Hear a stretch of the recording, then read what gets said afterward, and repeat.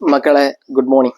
എല്ലാ അധ്യാപക വിദ്യാർത്ഥികൾക്കും JP അക്കാഡമിയിലേക്ക് സ്വാഗതം. നമുക്കറിയാലേ HSA വിളിച്ചു കഴിഞ്ഞു.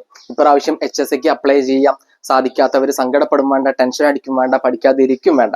കാരണം PSC അധ്യാപകരുടെ എക്സാം എന്നൊക്കെ വിളിക്കോ അന്ന് HSA ഉണ്ടായിരിക്കും, കേട്ടറ്റ് ഒക്കെ ഉണ്ടായിരിക്കും.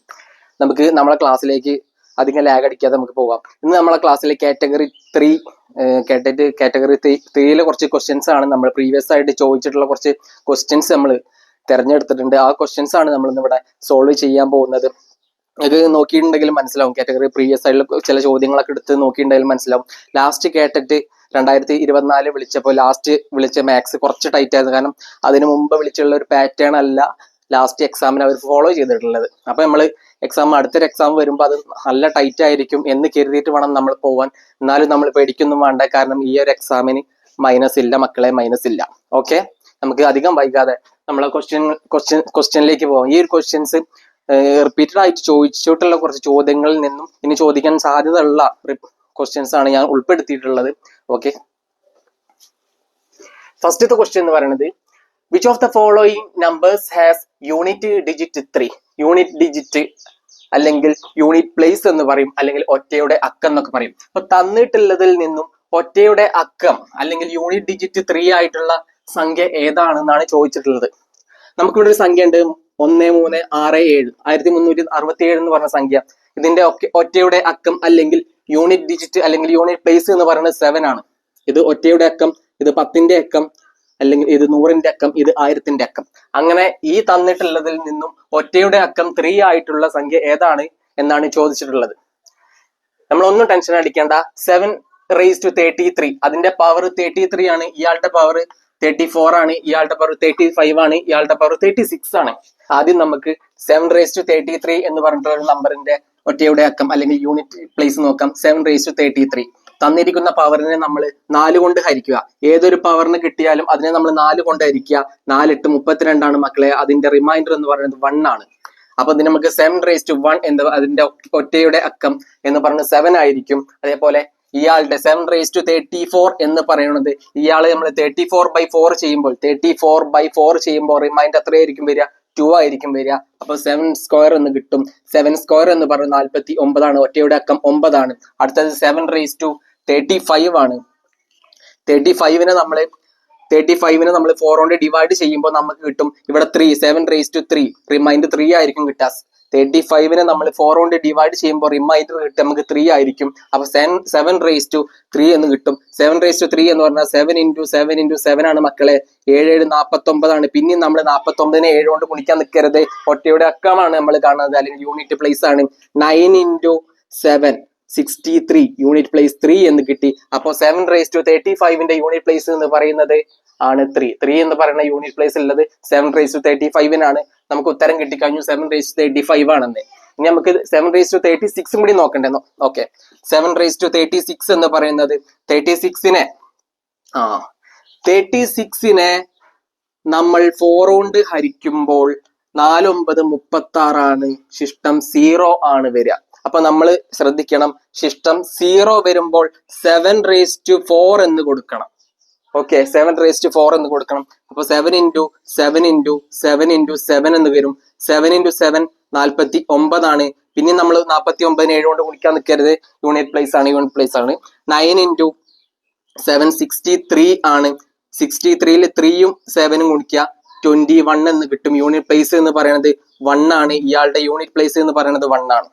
ഓക്കെ, നമുക്കിവിടെ അടുത്തൊരു ചോദ്യം ഉണ്ട്. The value of 160/2 × 7 plus 160/7 × 12 plus 160/12 × 17 plus etc. to 160/27 × 32. ഇതിന്റെ സം എത്രയാണ് എന്നാണ് ചോദിച്ചിട്ടുള്ളത്. ഇത് നമ്മൾ എക്സാമിന് ഇത് കൂട്ടാനും ഗുണിക്കാനൊക്കെ നിന്ന് എക്സാം തീരണ വരെ നമ്മൾ ചെയ്തുകൊണ്ടിരിക്കേണ്ടി വരും. എടാ നോക്കടാ, ഇവിടെ കോമൺ ആയിട്ട് എന്തെങ്കിലുമൊക്കെ ഉണ്ട് നോക്കുക. ഇവിടെ ഡിനോമിനേറ്ററിൽ 2 × 7 ഡിഫറൻസ് എത്രയാ? 7 - 2 5 ആണ്. ഡിനോമിനേറ്ററിൽ 20 - 7 എടുക്കാൻ ഡിഫറൻസ് 5 ആണ്. ഇവിടെയും 5 ആണ് ഡിഫറൻസ്. അതേപോലെ ഇവിടെയും ഡിഫറൻസ് 5 ആണ്. 32 - 27 അതിന്റെ ഡിഫറൻസ് 5 ആണ്. പിന്നെ നമ്മൾ ന്യൂമറേറ്റർക്ക് നോക്കുകയാണെങ്കിൽ കോമൺ ആണ്, എല്ലാവരും 160 ആണ്. അപ്പൊ നമുക്കൊരു ഇക്വേഷൻ ഉണ്ട് അവിടെ, 1/ഡിഫറൻസ്. ഡിഫറൻസ് എന്ന് പറഞ്ഞാൽ ഡിനോമിനേറ്ററിലെ ഡിഫറൻസ് 7 - 2 5 ആണ്. A1 എന്ന് പറഞ്ഞ first term, A1 minus AN. ഇതാണ് നമ്മളുടെ ഇക്വേഷൻ എന്ന് പറയുന്നത്. A1 അല്ലെങ്കിൽ ഫസ്റ്റ് ടേം എന്ന് പറയുന്നത് 160/2 ആണ്. 160/2 ആണ് ഫസ്റ്റ് ടേം എന്ന് പറയുന്നത്. ലാസ്റ്റ് ടേം ആയ AN എന്ന് പറയുന്നത് 160/32 ആണ് മക്കളെ. 1 ഡിഫറൻസ് നമ്മൾ പറഞ്ഞു 5 ആണെന്ന് പറഞ്ഞു. 5 into A1 ഫസ്റ്റ് ടേം എന്ന് പറയുന്നത് 160/2 മൈനസ് AN ലാസ്റ്റ് ടേം 116/32 എന്നാണ്. നമ്മൾ ഇതിനെ സിംപ്ലിഫൈ ചെയ്യാം. 160/2 എന്ന് പറയുന്നത് 80 ആണ്. നമ്മൾ ഇവിടെയും ഇതിനെ സിംപ്ലിഫൈ ചെയ്യാം. 116നെയും 16 നമ്മൾ 2 കൊണ്ട് കട്ട് ചെയ്യാം. അപ്പോൾ 80/32 ചെയ്യുമ്പോൾ നമുക്ക് 60 എന്ന് വീണ്ടും നമ്മൾ ഇതിനെ 2 കൊണ്ട് കട്ട് ചെയ്യാം. 18 നമ്മൾ കട്ട് ചെയ്യുമ്പോൾ 40 എന്ന് വരും. 16 നമ്മൾ കട്ട് ചെയ്യുമ്പോൾ 8 എന്ന് വരും. ഓക്കെ, ലാസ്റ്റ് നമുക്ക് 1/5 into 18 മൈനസ് 40/8 40/8 എന്ന് പറയുന്നത് 5 8 40 ആണ്, 5 ആണ്. അപ്പൊ നമുക്ക് ലാസ്റ്റ് ആൻസർ കിട്ടും 75/5. അയാൾ എന്ന് പറയുന്നത് 50 ആണ്. ഓക്കെ, നമ്മളുടെ ആൻസർ എന്ന് പറയുന്നത് 50 ആണ്. നമ്മൾ ഇത്രയും സ്റ്റെപ്പുകൾ ചെയ്യാൻ നിൽക്കരുത്. ഇതൊരു കോമ്പറ്റീറ്റീവ് എക്സാം ആണ്. നമ്മളിങ്ങനെ വഴി എഴുതാനൊക്കെ നിന്നാൽ നമ്മളെ സമയം കുറെ പോകും. നമ്മളെ ഏറ്റവും സിമ്പിൾ ആയിട്ട് കാര്യങ്ങളെ ചെയ്യാൻ പറ്റുക ഈ ഒരു സ്റ്റെപ്പിന്റെ ഉള്ളിൽ തന്നെ കാര്യങ്ങൾ നമ്മൾ ചെയ്യാൻ പഠിക്കുക. ഓക്കെ, സ്റ്റെപ്പുകൾ കുറയ്ക്കുക. മാക്സിമം നമ്മൾ ടൈം യൂട്ടിലൈസ് ചെയ്തുകൊണ്ട് പ്രോബ്ലംസ് ചെയ്യാൻ നോക്കുക. ഇത് കോമ്പറ്റീറ്റീവ് എക്സാം ആണ്. ഓക്കെ, നമുക്ക് അടുത്തൊരു ചോദ്യം ഉണ്ട്. വേറെ ഒന്നുമല്ല. Which of the product below is the smallest. തന്നിരിക്കൽ നിന്ന് ചെറിയ പ്രോഡക്റ്റ് ഏതാണ് എന്നുള്ളതാണ് ചോദിച്ചിട്ടുള്ളത്. നമ്മൾ ഇങ്ങനെ ഒരു പ്രോബ്ലം കിട്ടി നമ്മൾ അത് ഗുണിക്കാൻ നിൽക്കരുത്, നമ്മൾ ചെയ്യാം. ഇവിടെ 25 into 75 പറഞ്ഞ സംഭവം ഉണ്ട്. ഇതിന്റെ ഡിഫറൻസ് എത്രയാണ് നോക്കാം. 5 minus 5 0 ആണ്. 12 minus 7 എന്ന് പറയുന്നത് 5 ആണ്. ഓക്കെ, ഇവിടെ 50 എന്ന് കിട്ടി. ഇവിടുത്തെ ഡിഫറൻസ് നോക്കുക. 6 minus 5 1 ആണ്. 12 minus 7 5 ആണ്. അപ്പൊ 51 എന്ന് കിട്ടും. പിന്നെ അതേപോലെ ഇവിടുത്തെ ഡിഫറൻസ് നോക്കുക. 7 minus 3 എന്ന് പറയുന്നത് 4 ആണ്.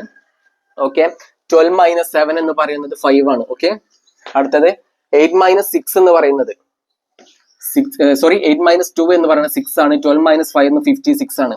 അപ്പൊ നമ്മൾ ഇവിടെ ചെയ്തിട്ടുള്ള കാര്യം എന്താ വെച്ചാൽ ഈ ഓരോ നമ്പേഴ്സിന്റെ ഡിഫറൻസ് നമ്മൾ ഇവിടെ കണ്ടു. ഓക്കെ, ഓരോ നമ്പേഴ്സിന്റെ ഡിഫറൻസ് നമ്മൾ കണ്ടു. അപ്പൊ കിട്ടിയിട്ടുള്ളതിൽ ഏറ്റവും വലിയ ഡിഫറൻസ് എന്ന് പറയുന്നത് 56 ആണ്. ഇയാൾക്കായിരിക്കും ഏറ്റവും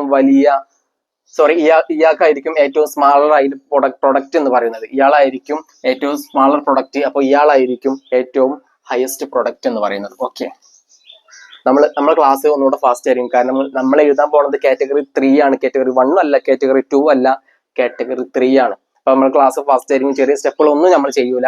പക്ഷെ നമുക്ക് മനസ്സിലാവുന്ന കാര്യത്തിൽ നമ്മൾ കാര്യങ്ങൾ കൃത്യമായിട്ട് പറഞ്ഞു തരും. ഓക്കെ, ഇത് വ്യക്തമായി. നമുക്ക് അടുത്തൊരു ചോദ്യം ഉണ്ട്, നോക്കാം. Rama is 21 years younger than her mother. നമ്മൾ ഈ കഥയൊന്നും അധികം വായിക്കുന്നില്ല കേട്ടോ. നമ്മൾ സിമ്പിൾ ആയിട്ട് കേൾക്കണം. Rama is 21 years younger than her mother. അമ്മയുടെ വയസ്സിൽ നിന്നും 21 കുറവാണ് രമയുടെ വയസ്സ്. രമയുടെ വയസ്സ് X എന്നെടുത്താൽ അമ്മയുടെ വയസ്സ് എത്രയായിരിക്കും? നമുക്ക് പറഞ്ഞ കാര്യം തിരിച്ചും പറഞ്ഞൂടെ. രമയുടെ വയസ്സിനേക്കാൾ 21 കൂടുതലാണ് അമ്മയുടെ വയസ്സ്. ഇവിടെ രമയാണ്, രമയുടെ അമ്മയാണ്. അപ്പൊ എപ്പോഴും അമ്മയ്ക്കായിരിക്കും വയസ്സ് കൂടുതൽ. രമ X എന്ന് എടുത്താൽ അമ്മയുടെ വയസ്സ് എന്ന് പറയുന്നത് X + 21 എന്നായിരിക്കും. അടുത്ത ചോദ്യം. She will be half of her mothers age in 6 years. Okay, 6 വർഷം കഴിയുന്നു. ഓക്കെ, 6 വർഷം കഴിയുമ്പോൾ രണ്ടാൾക്കും വയസ്സ് കൂടും അല്ലെ? അമ്മയ്ക്കും കൂടും, മകൾക്കും കൂടും. 6 വർഷം കഴിയുമ്പോൾ അമ്മയുടെ വയസ്സ് എന്ന് പറഞ്ഞാൽ X + 21 + 6 ആയിരിക്കും. അപ്പൊ X + 27 ആയിരിക്കും. എന്താണ് 6 വർഷം കഴിയുമ്പോൾ എന്താണ്ടായത്? 6 വർഷം കഴിയുമ്പോൾ അമ്മയുടെ വയസ്സിന്റെ പകുതി ആയിരിക്കും മകളുടെ വയസ്സ്. അമ്മയുടെ വയസ്സ് എന്ന് പറയുന്നത് X + 27 ആണ്. ഇതിന്റെ പകുതി ആയിരിക്കും ഇയാളുടെ വയസ്സ്. ഓക്കെ, 6 വർഷം കഴിയുമ്പോഴാണ് കേട്ടോ. അപ്പൊ X + 27ന്റെ പകുതി ആയിരിക്കും രമയുടെ വയസ്സ് എന്ന് പറയുന്നത്. ഈ 2നെ നമ്മൾ ഇങ്ങോട്ട് കൊണ്ടുവരും. 2x + 12 = X + 27 എന്ന് വരും. നമ്മൾ ഈ Xനെ ഇങ്ങോട്ട് കൊണ്ടുപോകും. അപ്പൊ X = 12നെ നമുക്ക് അങ്ങോട്ട് കൊണ്ടുപോകാം. 27 - 12 = 7 - 2 5 ആണ്. 2 - 1 എന്ന് പറഞ്ഞിട്ട് അപ്പൊ X = 2 എന്ന് കിട്ടും.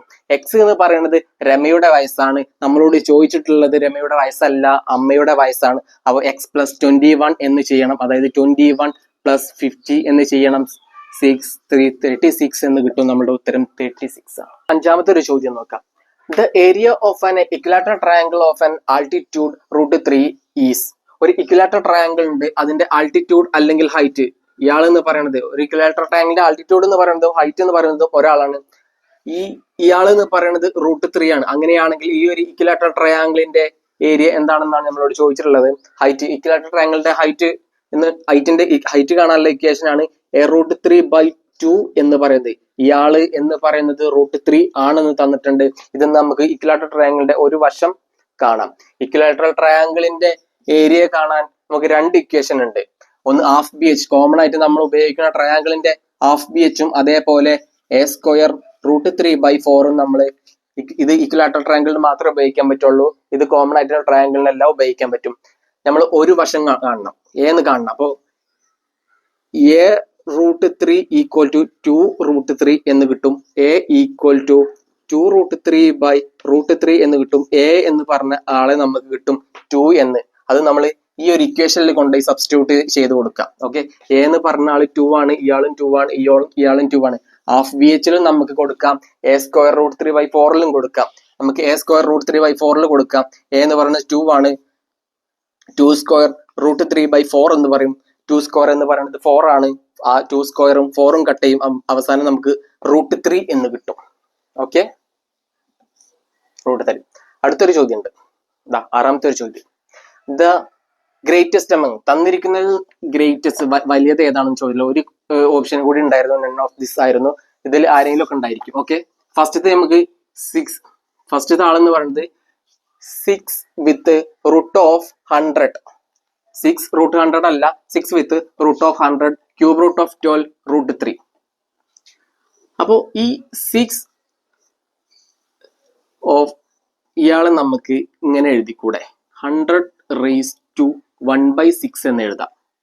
ഓക്കെ, ഇയാളെ നമുക്ക് മാറ്റുക, ³ നമുക്ക് 12⁻1/3 എന്ന് എഴുതാം. √3 എന്ന് പറയുന്നത് 3⁻1/2 ആണ്. മക്കളെ, ഈ പവറിനെ ഞാൻ 6 കൊണ്ട് അങ്ങോട്ട് ഇൻറ്റു ചെയ്യാൻ പോവാണ്. ഈ 1/6 നമ്മൾ 6 കൊണ്ട് ഇൻറ്റു ചെയ്യുമ്പോൾ എല്ലാ പവറിനെയും നമ്മൾ 6 കൊണ്ട് ഇൻറ്റു ചെയ്യാൻ പോവാണ്. 6ഉം ക്യാൻസൽ ആയി 100⁻1 എന്ന് വരും. 100⁻1 എന്ന് പറയുന്നത് എന്താണ്? 100 ആണ്. ഓക്കെ, ഇവിടെ നമ്മൾ 6 കൊണ്ട് ചെയ്യാണ്. ഈ ഒരു പവറിന് നമ്മൾ എന്താ 6 കൊണ്ട് എല്ലാവരെയും ഒന്നുകൊണ്ട് തന്നെ ഇൻറ്റു ചെയ്യണം. അപ്പൊ നമുക്ക് വരും 12⁻6/3. അതെന്ന് പറയുന്നത് 12² ആണ്. 12² എന്ന് പറയുന്നത് 144 ആണ്. ഓക്കെ, ഇയാളെ നമ്മൾ 6 കൊണ്ട് ചെയ്യാം. അപ്പൊ 3⁻6/2 എന്ന് വരും. 3⁻3 എന്ന് പറയുന്നത് 27 ആണെന്ന്. ഓക്കെ, 9 × 3 27 ആണ്. അപ്പൊ അതിൽ ഏറ്റവും വലിയ ആളെന്ന് പറയുന്നത് ഇയാളായിരിക്കും. അപ്പൊ നമ്മളുടെ ആൻസർ എന്ന് പറയുന്നത് ³ ആയിരിക്കും നമ്മളെ ആൻസർ എന്ന് പറയുന്നത്. ഓക്കെ, നമുക്ക് അടുത്തൊരു ഏഴാമത്തെ ഒരു ചോദ്യം നോക്കാം.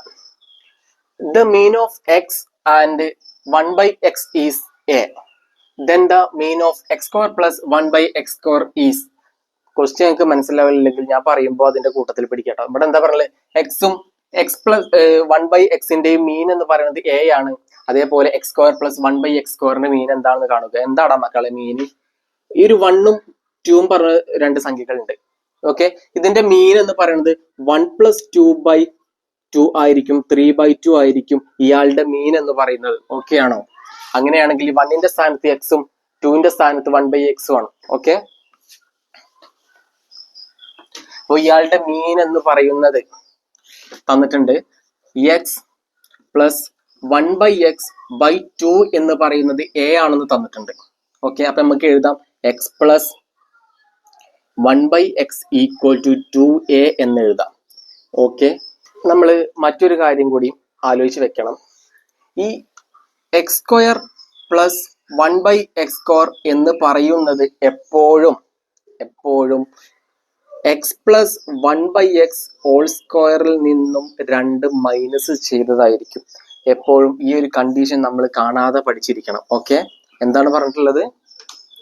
x² 1/x² എന്ന് പറയുന്നത് x plus 1/x² minus 2a ആയിരിക്കും. ഓക്കെ, നമ്മളോട് ചോദിച്ചിട്ടുള്ളത് ഇയാളുടെ മീനാണ്, അതായത് ഇയാള് /2 ആണ് നമ്മളോട് ചോദിച്ചിട്ടുള്ളത്. ആദ്യം നമ്മൾ ഇയാളെ കാണണം.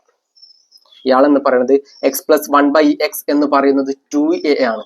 അപ്പോ 2a² minus 2 അതായത് 4 എ സ്ക്വയർ മൈനസ് 2 എന്ന് കിട്ടും.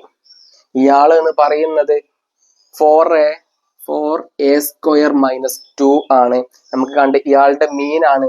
മീൻ കാണണമെങ്കിൽ ഇത് divided by 4a square minus 2 divided by 2 ആണ് നമ്മൾ ചെയ്യേണ്ടത്. മീൻ കാണണമെങ്കിൽ 2 കൊണ്ട് ഡിവൈഡ് ചെയ്യാം. അത് എന്ന് പറയുന്നത് ഈ 2ഉം ലാസ്റ്റ് നമുക്ക് ഈ 4a സ്ക്വയർ ബൈ 2 എന്ന് പറയുന്നത് 2a സ്ക്വയർ എന്ന് പറയും. മൈനസ് 2 ബൈ 2 എന്ന് പറയുന്നത് 1 ആണ്. അവസാനം നമുക്ക് ആൻസർ വരും 2a സ്ക്വയർ മൈനസ് 1 എന്ന് വരും. അത് നമ്മൾ ഓപ്ഷനിൽ ഉണ്ടോ നോക്കുക. നമ്മളൊന്നും നോക്കണ്ട മക്കളെ, അത് അങ്ങോട്ട് കറപ്പിച്ചോണ്ടും. ഓക്കെ, അടുത്തൊരു ചോദ്യം ഉണ്ട്. ഇഫ് എ സ്ക്വയർ ഓഫ്, ഇവിടെ ഒരു ഓഫ് ഉണ്ട് കേട്ടോ. If A square of side 2 centimeter is inscribed in A circle then the circumference of circle is. നമ്മളെ PSC കേട്ടതിന് ഏറ്റവും ഇഷ്ടമുള്ള ഒരു വാക്കാണ് ഇൻസ്ക്രൈബ്ഡ് പറഞ്ഞിട്ടുള്ള ഒരു വാക്ക്. എല്ലാ എക്സാമിലും ചോദിക്കേണ്ടതാണ് ഇൻസ്ക്രൈബ്ഡ്. എന്താണ് മക്കളെ ഇൻസ്ക്രൈബ്ഡ്? ഉള്ളിൽ എന്താ പറഞ്ഞുള്ളത്? ഒരു സർക്കിളിന്റെ ഉള്ളിൽ ഒരു സ്ക്വയർ ഉണ്ട്. എന്താ, ഒരു സർക്കിൾ ഉണ്ട്, അതിന്റെ ഉള്ളിൽ ഒരു സ്ക്വയർ ഉണ്ട് അല്ലേ? ഓക്കെ, ആ സ്ക്വയറിന്റെ സൈഡ് എന്ന് പറയുന്നത് 2π ആണെന്ന് തന്നിട്ടുണ്ട്. 2π സെന്റിമീറ്റർ. നമ്മളോട് ചോദിച്ചിട്ടുള്ളത് എന്താണ്? ഈ ഒരു സർക്കിളിന്റെ എന്താണ് ചോദിച്ചിട്ടുള്ളത്? സർക്കംഫറൻസസ് അല്ലെങ്കിൽ ചുറ്റളവ് ആണ് നമ്മളോട് ചോദിച്ചിട്ടുള്ളത്, അല്ലെങ്കിൽ പെരിമീറ്റർ എന്ന് നമ്മൾ പറയാറുണ്ട്. അതിന്റെ സമവാക്യം എന്ന് പറയുന്നത് 2πr ആണ്. ഓക്കെ, r കിട്ടിയാൽ നമുക്ക് ഈ ഒരു ഇക്വേഷനിൽ സബ്സ്റ്റിറ്റ്യൂട്ട് ചെയ്താൽ ആൻസർ കിട്ടും. നോക്കണം മക്കളെ, ഇതൊരു സ്ക്വയർ ആണ് അല്ലേ? നമ്മൾ ഈ സ്ക്വയറിനൊരു ഡയഗണൽ വരച്ചു കഴിഞ്ഞാൽ ഇത് പാസ് ചെയ്ത് പോകുന്നത് ഏതിലൂടെയായിരിക്കും? സർക്കിളിന്റെ സെന്ററിലൂടെ ആയിരിക്കും. നമുക്ക് ഈ സ്ക്വയറിന്റെ ഡയഗണൽ കണ്ടൂടെ? സ്ക്വയറിന്റെ ഒരു വശം തന്നാൽ അതിന്റെ ഡയഗണൽ കാണാനുള്ള സമവാക്യമാണ് a√2. a എന്ന് പറയുന്നത് ഒരു വശം, √2 നമുക്കറിയാം. a തന്നിട്ടുണ്ട് 2π ആണ്. അപ്പൊ അതിന്റെ ഡയഗണൽ എന്ന് പറയുന്നത് a എന്ന് പറയുന്നത് 2π ആണ്. അപ്പൊ 2π ഇൻറ്റു √2 ആയിരിക്കും അതിന്റെ ഡയഗണൽ എന്ന് പറയുന്നത്. നമുക്കിവിടെ ഡയഗണൽ അല്ല വേണ്ടത്, റേഡിയസ് ആണ് വേണ്ടത്. Okay, 2r. ഓക്കെ, 2r π എന്ന് പറയുന്നത് 2r എന്താ? 2r ഡയഗണൽ തന്നെയാണ്. ഓക്കെ, നമുക്ക് ഇവിടെ റേഡിയസ് കണ്ട 2r എന്ന് പറയുന്നത് ഡയഗണൽ ആണ്. അപ്പൊ ഈ 2rന്റെ സ്ഥാനത്ത് ഈ 2π√2 സബ്സ്റ്റിറ്റ്യൂട്ട് ചെയ്യുക. അപ്പൊ എന്താ വരിക? ഇയാളെന്ന് പറയുന്നത് 2π√2 ആണ്. അപ്പൊ 2π√2 ഇൻറ്റു ഇയാളെന്താ പൈ അതേപോലെ നമ്മൾ എഴുതി. ലാസ്റ്റ് നമുക്ക് 2√2 π സ്ക്വയർ എന്ന് വരും. അങ്ങനെ ഒരു ഓപ്ഷൻ നമ്മൾ ഉണ്ടോ നോക്കുക. 2√2 π സ്ക്വയർ. സ്ക്വയർ സെന്റിമീറ്റർ എന്നുണ്ട് കേട്ടോ. ഓക്കെ, ഇതാണ് നമ്മളുടെ ഉത്തരം എന്ന് പറയുന്നത്. ഓക്കെ, 9ാമത്തെ ഒരു ചോദ്യം ഉണ്ട്, നോക്കാം. The figure shows a sector of radius 1 unit and a square inscribed on it. What is the area of the square എന്നാണ് ചോദ്യം. എന്താണ് പറഞ്ഞിട്ടുള്ളത്? നമുക്കൊരു സെക്ടർ ഉണ്ട്. സെക്ടറിന്റെ റേഡിയസ് എന്ന് പറയുന്നത് 1 യൂണിറ്റ് ആണ് എന്ന് പറഞ്ഞിട്ടുണ്ട്. അതേപോലെ അതിന്റെ ഉള്ളിൽ ഒരു സ്ക്വയർ ഇൻസ്ക്രൈബ്ഡ് ചെയ്തിട്ടുണ്ട്. ഓക്കെ, അതും റെഡിയാണ്. What is the area of the square? അതാ, ഇതിന്റെ ഉള്ളിൽ ഇൻസ്ക്രൈബ് ചെയ്തിട്ടുള്ള ആ സ്ക്വയറിന്റെ ഏരിയ എന്താണെന്നാണ് ചോദിച്ചിട്ടുള്ളത്. സ്ക്വയറിന്റെ ഏരിയ കാണാനുള്ള സമവാക്യമാണ് a സ്ക്വയർ. a സ്ക്വയർ നമ്മൾ കാണണമെങ്കിൽ a എന്ന് പറയുന്നത് ഒരു വശമാണ്. ആ ഒരു വശം കിട്ടിയാലേ നമുക്ക് എന്ത് കാണാൻ പറ്റുള്ളൂ? ഈ സ്ക്വയറിന്റെ ഏരിയ നമുക്ക് കാണാൻ പറ്റുള്ളൂ. മക്കളെ നോക്കടാ, ഇത് എന്ന് പറയുന്നത് സെക്ടറിന്റെ റേഡിയസ് ആണ്. ഇയാള് എന്ന് പറയുന്നതും സെക്ടറിന്റെ റേഡിയസ് ആണ്. ഓക്കെ, ഞാൻ ഇവിടെ നിന്നും ഇങ്ങോട്ടൊരു ലൈന് വരച്ചു. അത് സെക്ടറിന്റെ റേഡിയസ് അല്ലേ? അയാള് എന്തായിരിക്കും? ഒരു യൂണിറ്റ് തന്നെയായിരിക്കും. അയാള് വേറെ ആരും കൂടിയാണ്. ഇയാള് എന്ന് പറയുന്നത് സെക്ടറിന്റെ റേഡിയസ് മാത്രമല്ല, ഈ സ്ക്വയറിന്റെ ഡയഗണൽ കൂടിയാണ്. സ്ക്വയറിന്റെ ഡയഗണൽ കാണാനുള്ള സമവാക്യമാണ് a√2. a√2 ആണ് സ്ക്വയറിന്റെ ഡയഗണൽ കാണാൻ.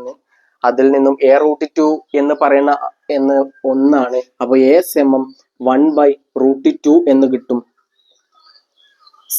സ്ക്വയറിന്റെ വൺ സൈഡ് നമുക്ക് കിട്ടിക്കഴിഞ്ഞു. എത്ര? 1/√2.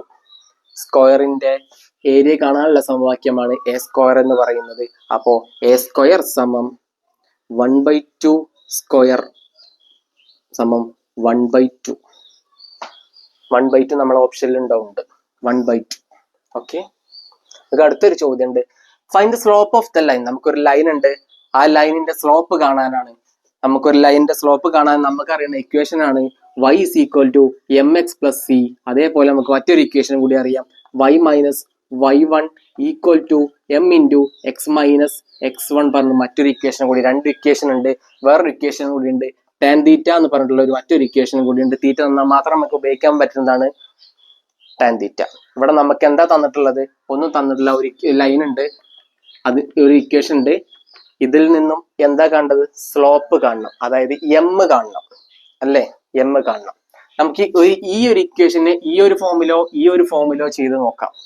നമ്മൾ ഈ ഒരു ഇക്വേഷനെ ആദ്യം ഈ ഒരു ഏതെങ്കിലും ഫോമിൽ മാറ്റി നോക്കാം.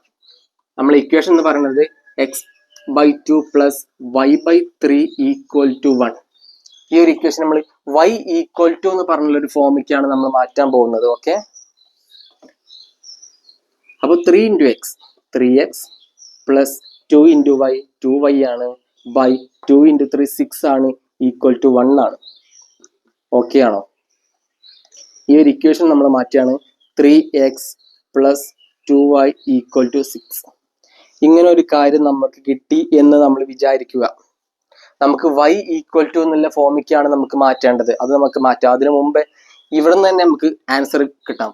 അത് ഇതെന്ന് പറഞ്ഞ ആ ഒരു ലൈനിന്റെ ഇക്വേഷൻ ആണ് 3x plus 2y equal to 6 എന്ന് പറയുന്നത്. നമുക്ക് സ്ലോപ്പ് കാണാൻ മറ്റൊരു മെത്തേഡ് കൂടി ഉണ്ട് മക്കളെ. Minus of coefficient of X divided by coefficient of Y. എന്താ പറഞ്ഞത്? Minus of coefficient of X, minus of coefficient of X. ഇതാണ് എക്സിന്റെ കോഎഫിഷ്യന്റ് 3 ആണ്, divided by coefficient of Y, ഇത് y ആണ്, 2 എന്ന് കിട്ടും. ഓക്കെ, നമ്മളുടെ ആൻസർ എന്ന് പറയുന്നത് -3/2 എന്നായിരിക്കും. -3/2. നമുക്ക് ഈ ഒരു ഇക്വേഷൻ സബ്സ്റ്റിറ്റ്യൂട്ട് ചെയ്ത് നോക്കാം. y ഈക്വൽ ടു എന്നുള്ളൊരു ഫോമിക്ക് ഇയാളെ മാറ്റി നോക്കാം. 2y ഈക്വൽ ടു 3x നമ്മൾ അങ്ങോട്ട് കൊണ്ടുപോകും, മൈനസ് 3x പ്ലസ് 6 എന്ന് വരും. y നമ്മൾ ഇവിടെ നിർത്തും, 2 നമ്മൾ അപ്പുറത്തേക്ക് കൊണ്ടുപോകും.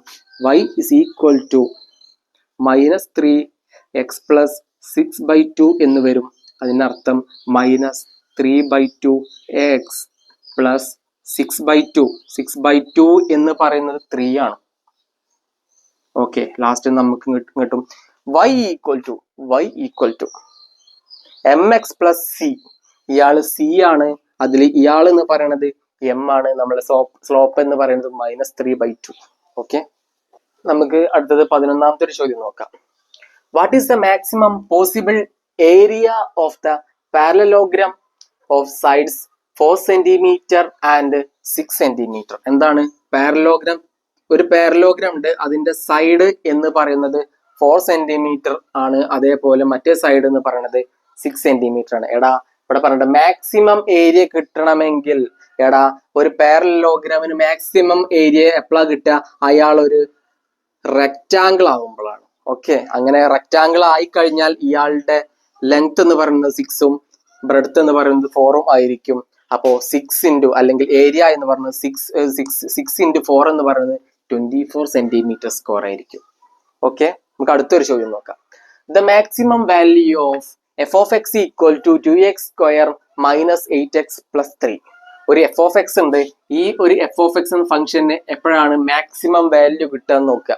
നമുക്ക് അതിന് വേണ്ടിയിട്ട് f of x equal to 2x square minus 8x plus 3 ആണ്. ഇയാളുടെ ക്രിട്ടിക്കൽ പോയിന്റ് കാണണം. ആദ്യം ക്രിട്ടിക്കൽ പോയിന്റ് കാണണമെങ്കിൽ f dash of x കാണണം.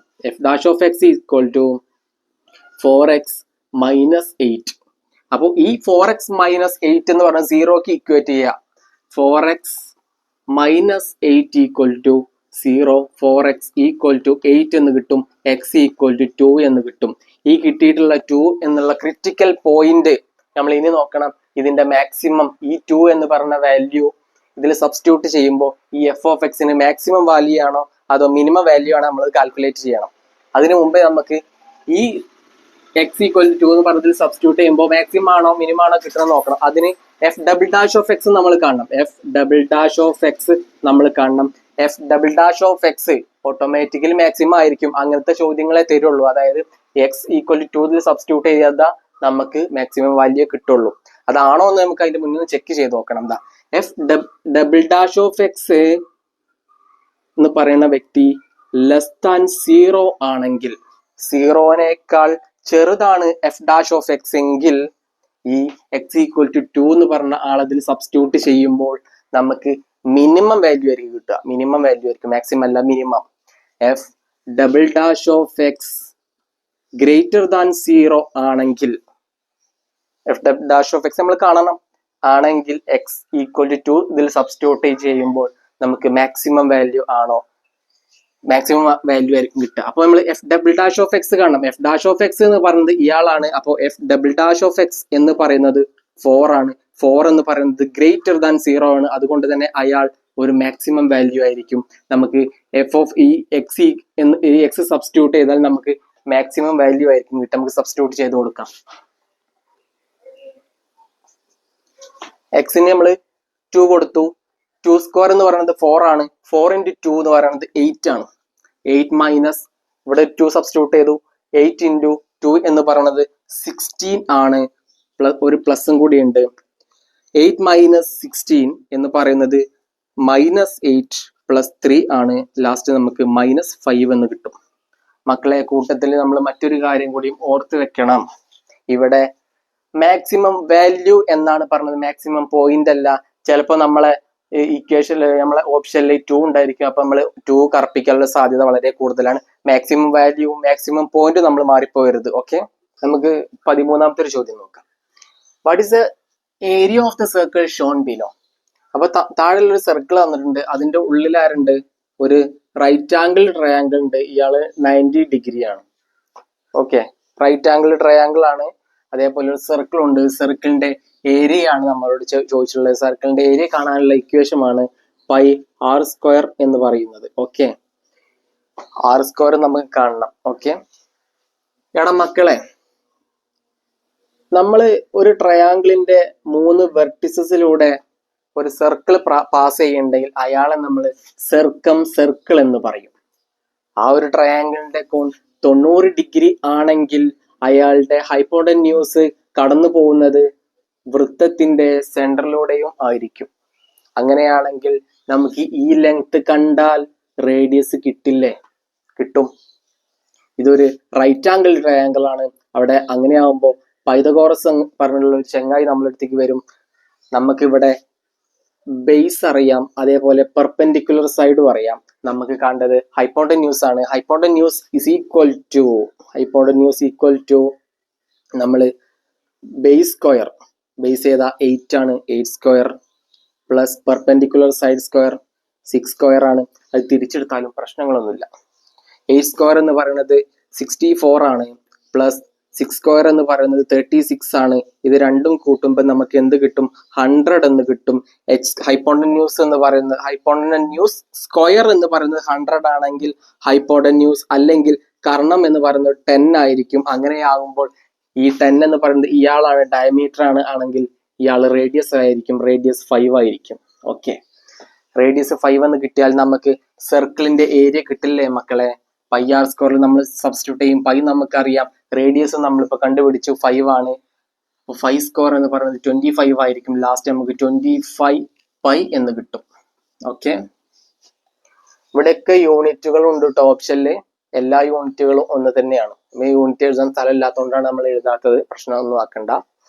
25 π എന്ന് കിട്ടും. ഓക്കെ, ഇതിൽ 25 π ഉണ്ട്. 25 π നമ്മൾ ആൻസർ കിട്ടി. മക്കളെ, കൂട്ടത്തിൽ മറ്റൊരു കാര്യം കൂടി ആലോചിച്ച് വെക്കാം. ഈ ഒരു കോൺ, ഈ ഒരു റൈറ്റ് ആംഗിൾ ട്രയാങ്കിളിന്റെ കോൺ 90 ഡിഗ്രി ആയപ്പോൾ അതിന്റെ ഹൈപ്പോട്ടന്യൂസ് കടന്നു പോയിട്ടുള്ളത് സർക്കിളിന്റെ സെന്ററിലൂടെയാണ് കടന്നു പോയിട്ടുള്ളത്. ഓക്കെ, ഈ ഒരു കോൺ 90 ഡിഗ്രിയേക്കാൾ കൂടുകയാണെന്ന് വിചാരിക്കുക. അങ്ങനെയാണെങ്കിൽ ഇയാള് എന്ന് പറഞ്ഞ ഈ ട്രയാങ്കിൾ കടന്നു പോകുന്നത് ഇങ്ങനെയായിരിക്കും. അതായത് സെന്റർ ഓഫ് സർക്കിൾ, സെന്റർ എന്ന് പറയുന്നത് പുറത്തായിരിക്കും. അതായത് ആരെ പുറത്ത്? ഈ ഒരു ട്രയാങ്കിളിന്റെ പുറത്തായിരിക്കും. അതായത് 90 ഡിഗ്രിയേക്കാൾ കൂടുതലാണ് ഈ ആംഗിൾ എങ്കിൽ ഈ സെന്റർ ഓഫ് സർക്കിൾ എന്ന് പറയുന്നത് ഈ ട്രയാങ്കിളിന് പുറത്തായിരിക്കും.